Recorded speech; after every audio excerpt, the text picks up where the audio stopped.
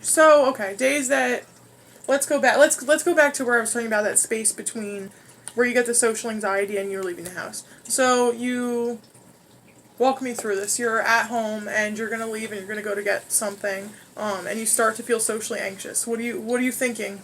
What's going through your head? Like, what's your experience of social anxiety before you're even there? That there's going to be tons of people. Okay.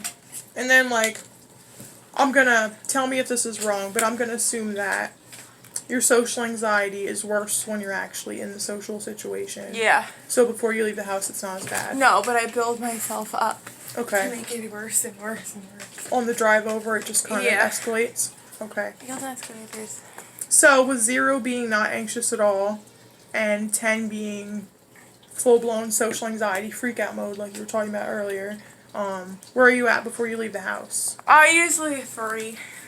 Okay. And then by the drive there, I'm a 9. And then once I go in, I'm a 10. Okay. And then 10 is that full-blown anxiety. Mm-hmm. Okay. So, going to the 3. At what point do you get to that 3? When I realize I actually have to go and do something. Oh, okay. Okay. When you're out of something, or you need to go to the store? Okay. Yeah. Yeah. Okay. What gets it to a 9 then? You're on the drive over. What changes? What are you thinking as you get to the 9?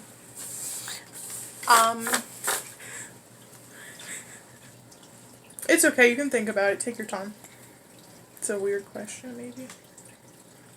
When I'm driving, if there's a lot of cars when there's a lot of cars even, like, on my way to wherever I'm going, that freaks me out because I think everybody's going to the same place that I'm going. And then, like, it hits a 9 when I'm, like, pulling in that parking lot and there's mad cars everywhere. And then I, like, by the time I, like, start to walk in, it's like, Okay. So, like, do you go to this Target right over here on 5th Street? No, I like to go to the one in Exeter. Okay, so, okay, that's a lot of people then. That one's really big. Yeah, because there's more products there. Oh, okay, okay, cool. So, you're on the way over there and you said that one of the things that, increases your anxiety is thinking that everybody's going to the same place you're going. Okay, there's like, I don't know, how many stores do you think are over there?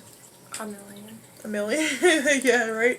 So, like, not everyone's going to Target. Yeah, I know. But you still have that, like, you still have that thought that everybody's going where you're going. Yeah. Okay. Does that make sense?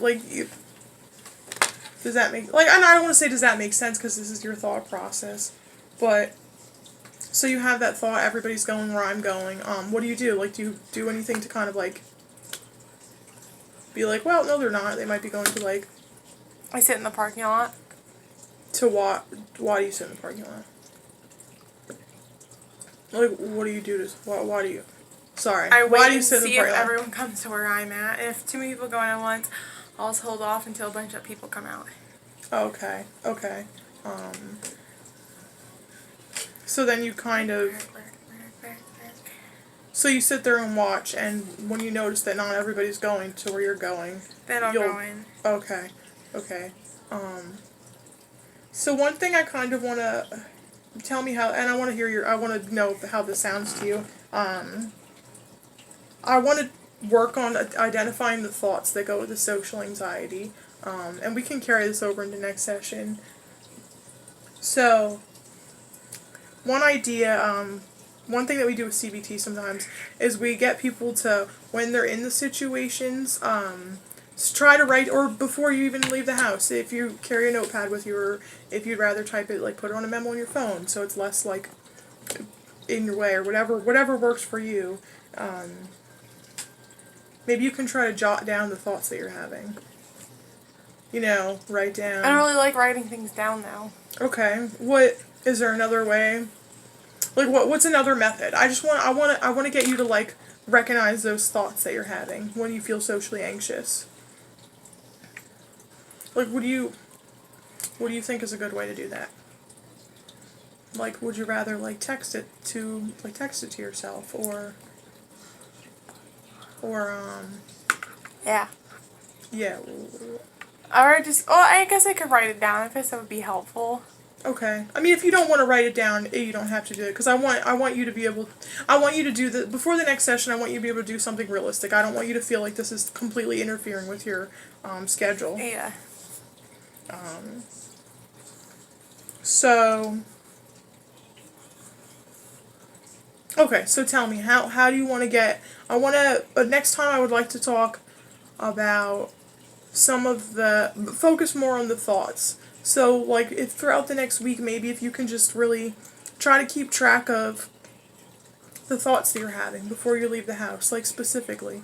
Maybe a thought, like, maybe you're gonna go get dog food, and the thought, like, oh crap, like, it's Saturday, everybody goes out to feed their pets on Saturday. Like, you know what I mean? Identify those thoughts. Okay.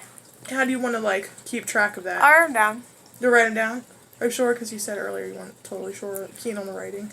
You don't mind writing them down?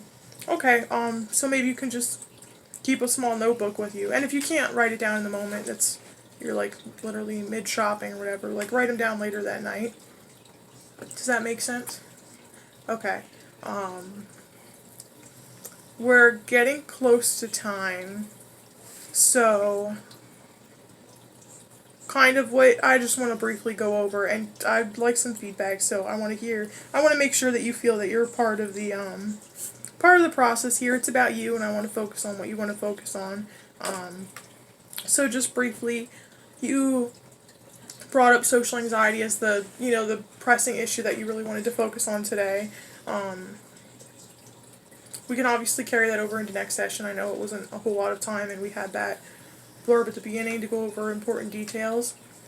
So that can be a goal going forward. I definitely feel like that's something to work on if you agree. Do you think that's something? Yeah. Yeah, okay. And you're good also, just kind of as an assignment, something to keep you thinking about it until the next session. You're going to carry a little booklet or a planner or paper around and write down some of the thoughts that you have when you're socially anxious or before you get socially anxious. Okay. So do you have any final thoughts? How do you feel today went? Good. Good? Yeah. It helped. How did it help? Because now I know what to do to write things down to keep more structure into my life. Oh, okay. So you think it'll kind of help you get some structure with managing the social anxiety to write something down? Yeah. Okay. So I guess then too, like, you know what's happening, and you're just gonna be able to hopefully pay closer attention to those thoughts. Yeah. All Instead right. of just freaking out.